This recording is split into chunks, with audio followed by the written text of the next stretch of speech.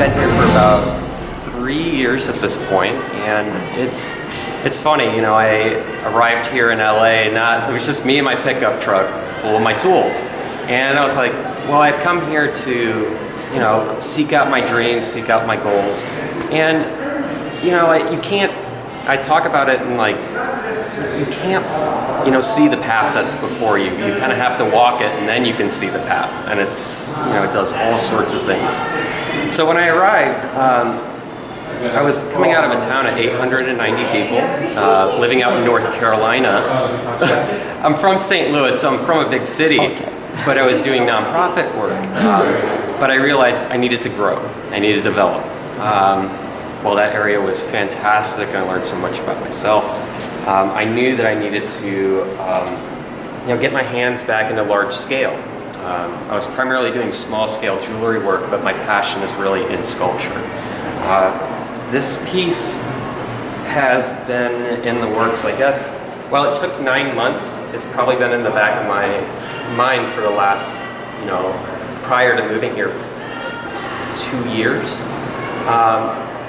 And LA is a fabulously inspiring area. I mean, like, there's fashion designers, clothing, jewelry, again, and then stage and theater. It's absolutely amazing. So, you know, this is the venue. It crosses over the genres of science fiction, theater, high-end fashion, you know, all those elements. And, you know, again, I don't look at one thing. I even look at my rubbings for inspiration too. I'm not a great illustrator or sketcher, but I love looking at the urban environment. And again, looking at the filigree elements that are throughout the cityscape, you can totally see how all the lines can transfer back into jewelry, you know?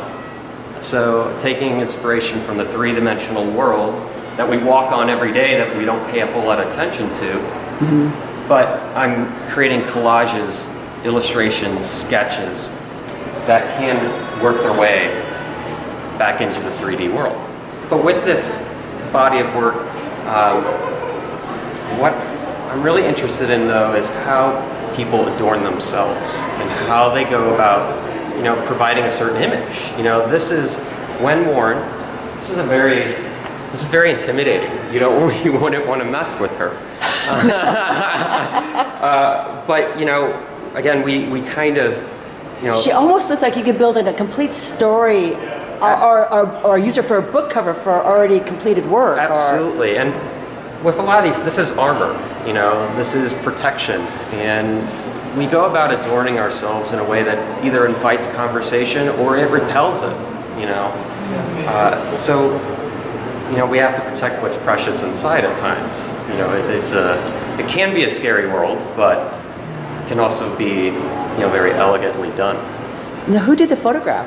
A friend of mine. Well done. Yeah, my friend Elva. She's a super talent.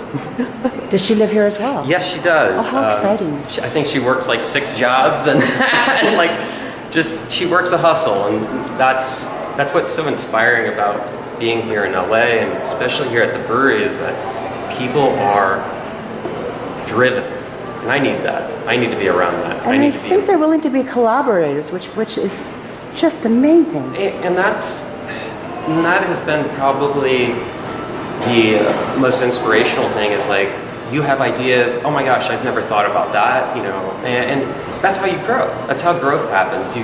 Growth doesn't happen in a vacuum. It happens, you know, when you're saturated in a whole environment and you find focus with what works, you know, and it's not always easy to like find that, but you have to put yourself out there and just make the work and have a great time while you're doing it. I think